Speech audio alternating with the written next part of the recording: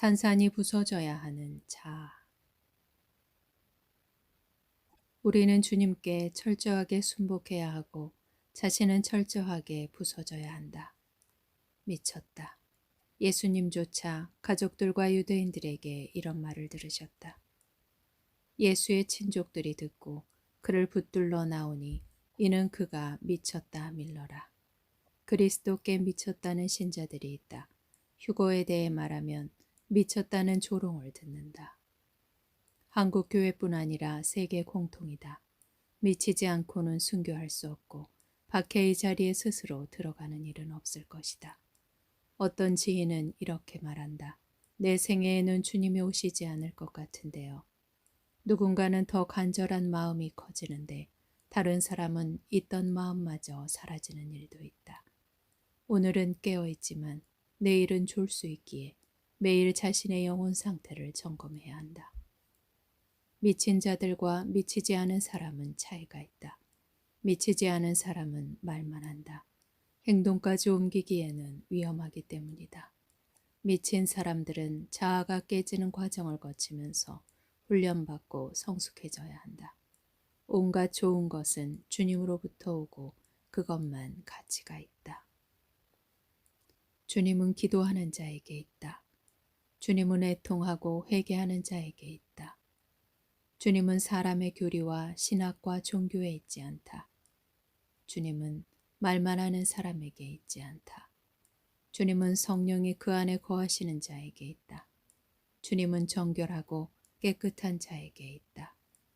주님은 탐욕과 방탕하는 자에게 있지 않다. 주님은 계명을 지키는 자에게 있다. 주님은 주님 없는 열심에 있지 않다. 주님은 사람의 지식에 있지 않다. 주님은 넓은 길에 있지 않다. 주님은 주님의 말을 지키는 자에게 있다. 주님은 좁은 길을 걷는 자와 함께 있다. 주님은 100% 헌신을 결단한 자에게 있다. 주님은 50% 헌신을 결단한 자에게 있지 않다. 주님은 정직하고 겸손한 자에게 있다. 주님은 감사하는 자에게 있다. 주님은 미지근한 자에게 있지 않다. 주님은 상대방의 허물만 찾으려는 자에게 있지 않다. 주님은 자신을 낮추고 섬기는 자에게 있다. 주님은 주님을 향한 열망이 있는 자에게 있다. 주님은 자아가 깨져 절대 순복하는 자에게 있다. 주님은 회개의 열매가 없는 자에게 있지 않다. 주님은 타협하는 자에게 있지 않다. 주님은 죽도록 충성하는 자에게 있다. 주님은 말씀을 삶에 적용시키는 자에게 있다. 주님은 판단하고 비방하는 자에게 있지 않다. 주님은 핍박을 두려워하는 자에게 있지 않다. 주님은 주님만 생각하고 따르며 그 사랑을 의심하지 않는 자에게 있다. 주님은 두 마음을 품지 않고 오직 전심으로 주님만 사랑하는 자에게 있다. 주님을 진정으로 따르기를 결심한 사람에게 주님은 열매를 맺게 하기 위해 깨끗하게 하신다. 훈련이 시작되면 고된 시간에 직면하고 때로 징계하신다. 징계는 다 받는 것이거늘 너희에게 없으면 사생자요 친아들이 아니니라. 내가 그리스도와 함께 십자가에 못 박혔나니 그런즉 이제는 내가 사는 것이 아니요 오직 내 안에 그리스도께서 사시는 것이라. 그리스도와 함께 십자가에 못 박힌 사람은 자아가 산산이 부서진 사람이요 그 안에 예수 그리스도만 사는 사람이다. 그런 신앙의 단계에 이르기까지 고된 연단 과정을 거쳐야 한다. 쉬운 훈련 과정이 아니다. 어떤 날에는 잠을 설치며 상한 마음으로 자아가 깨지는 것을 경험해야 한다.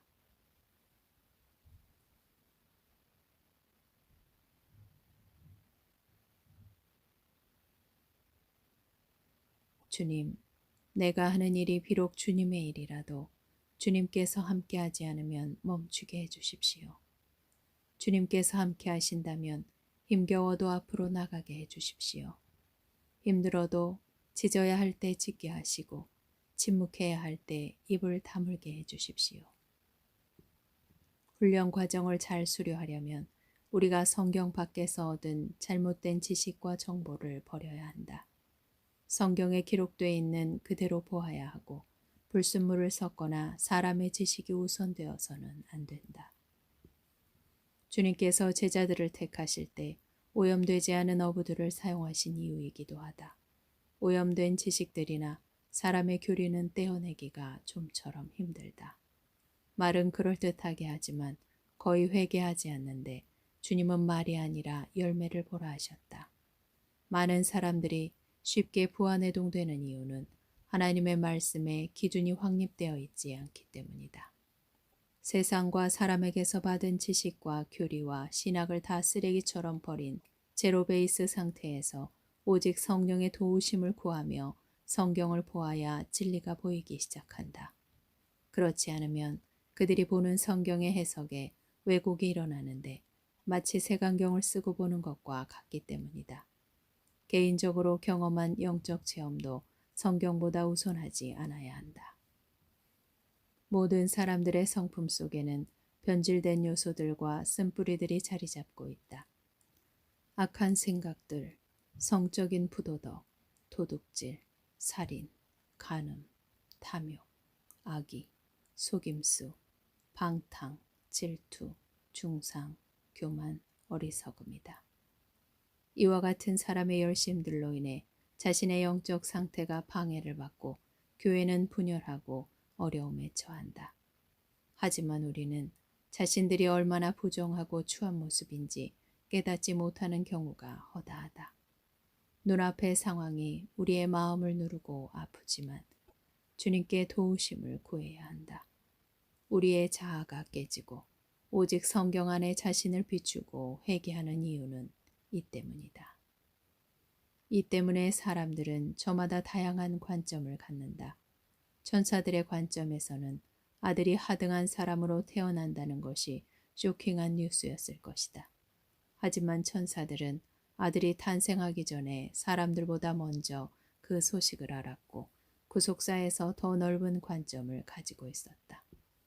목자들에게 전해준 기쁜 소식은 구세주의 관점이었고 동방 박사들은 왕의 관점, 헤롯은 사례의 관점을 가지고 있었는데 현대 신자들은 소극적 관점을 가지고 있다.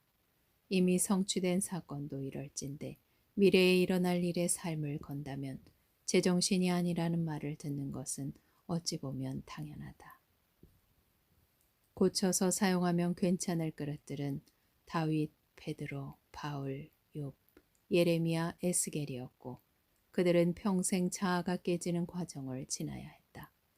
자아가 죽어야만 하고 내 생각, 판단, 감정을 내려놓고 그 후에 하나님의 뜻을 발견하고 전적으로 순종하기 위해서다. 계속되는 자기 절망과 애통함과 아픔을 겪는 광야를 지나야 하는데 이에 대한 이해가 있어야 한다.